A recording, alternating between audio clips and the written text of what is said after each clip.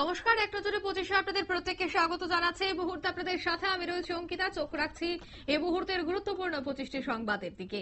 আজ মুক্তধারা অডিটোরিয়ামে এক বিশেষ অনুষ্ঠানের আয়োজন করা হয়েছিল, যেখানে জুনিয়র ইঞ্জিনিয়ার পদে যারা এই নিয়োগপত্র পাবে তাদেরকে আজ নিয়োগপত্র প্রদান করা হয়। পাবলিক ওয়ার্কার্স ডিপার্টমেন্টের উদ্যোগে যোগ্য প্রার্থীদের হাতে নিয়োগপত্র তুলে দেন মুখ্যমন্ত্রী মানিক সাহা, যেখানে উপস্থিত ছিলেন প্রণজিৎ সিংহ রায় সহ বিদ্যুৎ মন্ত্রী রতনলাল নাথ।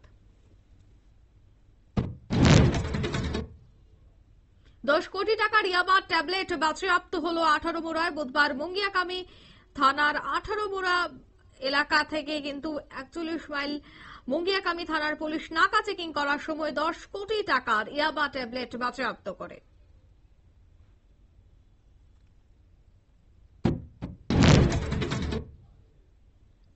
বিশেষ চাহিদা সম্পন্নদের জন্য 7 দিনের শিবিরের আয়োজন করল খোয়াই পঞ্চায়েত সমিতি কার্যালয়ে। খোয়াই জেলা প্রশাসনের উদ্যোগে এবং খোয়াই আরডি ব্লকের সহযোগিতায় এই গুরুত্বপূর্ণ পদক্ষেপ।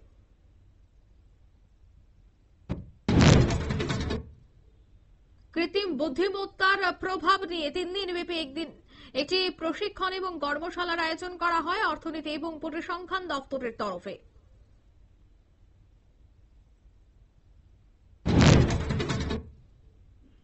মহারাজগঞ্জ মৎস্য বাজারে 35 কোটি টাকা খরচ করে মডেল মৎস্য বাজার গড়ে তোলা হবে, এমনটা জানালেন রাজ্যের মৎস্যমন্ত্রী সুধাংশু দাস।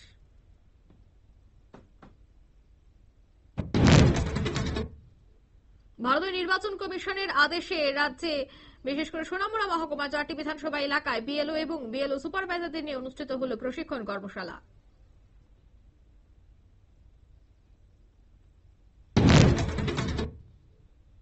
বর্ধিত বিদ্যুৎ বিল এবং স্মার্ট মিটার সহ একাধিক দাবিতে বুধবার ডেপুটেশন দিল সিপিএম এর তেলিয়ামুড়া মহকুমা কমিটি। মিছিল এবং সভা করার পর সিপিএম তেলিয়ামুড়া মহকুমা কমিটির উদ্যোগে ডেপুটেশন প্রদান করা হয়।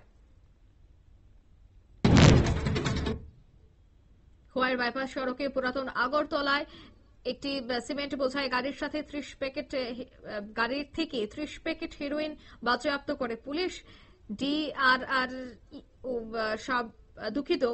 ডিআরআই ও আসাম রাইফেলসের 28 নম্বর যৌথ বাহিনীর উদ্যোগেই কিন্তু এই কোটি কোটি টাকার মাদক বাজেয়াপ্ত হয়েছে। বুধবার মেহের কালীবাড়িতে মন্দিরের কাজ পরিদর্শন করলেন রামনগরের বিধায়ক তথা মেয়র দেবক মজুমদার। তার সঙ্গে ছিলেন বিজেপির স্থানীয় মণ্ডল সভাপতি অমিতাভ ভট্টাচার্য সহ এলাকার বাসিন্দারা।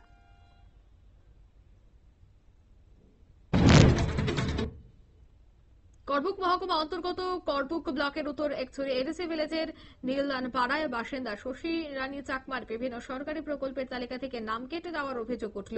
সিপিএম আমলে তিনি সব সুবিধে পেলেও বিজেপি ক্ষমতায় আসার পর থেকে একাধিক সরকারি প্রকল্প থেকে শশী রানী চাকমার নাম বাদ দেওয়া হয়েছে বলে তিনি সংবাদ মাধ্যমে অভিযোগ আকারে তুলে ধরেন।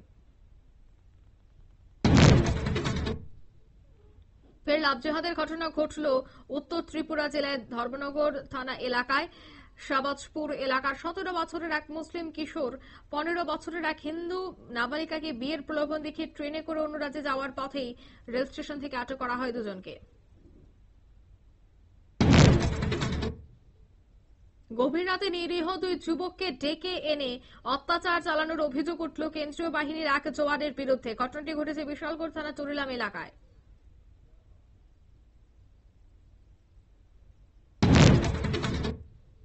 নিকাশি ব্যবস্থার বেহাল অবস্থার কারণে ব্যবসা করতে পারছেন না আমবাসারা বাজারের ফাস্টফুডের দোকানগুলি। স্থানীয় পুরসভার কাছে বারবার অভিযোগ জানিয়েও কোন ধরনের সুরাহা হচ্ছে না বলে দাবি ব্যবসায়িকদের।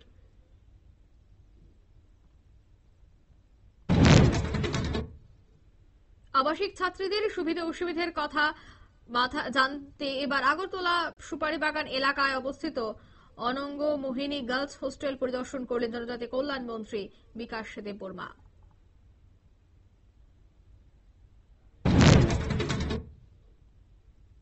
বিজেপি শাসিত রাজ্যগুলিতে বাংলার শ্রমিকদের হেনস্থার প্রতিবাদে বুধবারে কলকাতার সহ পশ্চিমবঙ্গের প্রতিটি জেলায় বিক্ষোভ মিছিল করে তৃণমূল।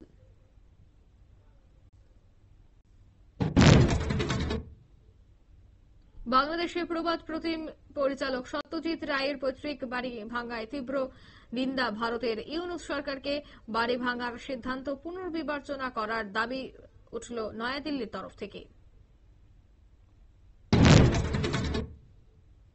বছরে 2 কোটি চাকুরির প্রতিশ্রুতি দিয়েছিলেন প্রধানমন্ত্রী, অথচ কেন্দ্রীয় সরকারের খতিয়ান বলছে বিগত 11 বছরে 22 লক্ষ সরকারি পদ পূরণ হয়েছে, তার মধ্যে রেলে হয়েছে মাত্র 5 লক্ষ। ভারতীয় সেনাকে আরো শক্তিশালী করার জন্য অত্যাধুনিক প্রযুক্তি ব্যবহার বাড়ানোর কথা আজ জানিয়েছেন chief of defence staff general Anil Chauhan.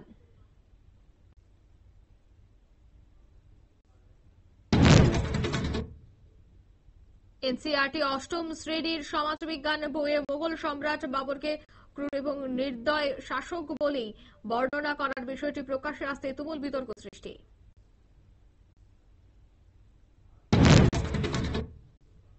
চলন্ত বাসে সন্তান প্রসবের পর তাকে প্লাস্টিকে মুড়ে জানালা দিয়ে ছুঁড়ে ফেলে দেওয়ার অভিযোগ উঠল বাবা মায়ের বিরুদ্ধে।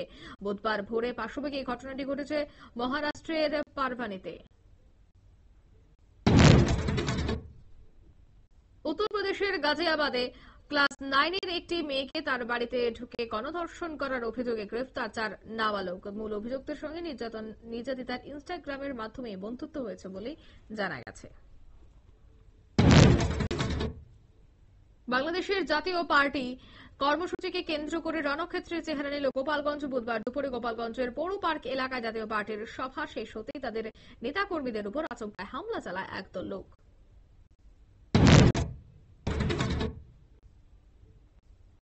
ফের বড় ধরনের রাজনৈতিক পট পরিবর্তনের সাক্ষী হতে চলেছে পাকিস্তান। সেনা প্রধান ওসিম মনির এবং প্রেসিডেন্ট আসিফ জরদারির সঙ্গে বৈঠকের পরই জল্পনা আরো বেড়ে গেছে। সন্ত্রাসবাদ ইস্যুতে চীনের সামনে এবার পাকিস্তানকে তুলোধনো করলেন ভারতের বিদেশমন্ত্রী এস জয়শঙ্কর। এসসিও বৈঠকে চীন এবং পাকিস্তান সহ অন্যান্য দেশের বিদেশমন্ত্রীদের সামনে নাম না করে পাকিস্তানকে এক হাত নেন জয়শঙ্কর। মার্কিন প্রেসিডেন্ট ডোনাল্ড ট্রাম্প বলেছিলেন, রাশিয়া যদি 50 দিনের মধ্যে ইউক্রেনের সঙ্গে শান্তি সমঝোতায় পৌঁছাতে না রাজি হয় তাহলে রাশিয়া তার বাণিজ্য বন্ধু দেশগুলির উপর 100% শুল্ক আরোপ করা হবে। তার একদিন যেতে না যেতেই এবার ভারত এবং চীন এবং ব্রাজিলকে ট্রাম্পের সুরে এক রকমে হুঁশিয়ারি দিলেন আমেরিকার নেতৃত্বাধীন সামরিক জোট নেটোর মহাসচিব মার্ক রাট।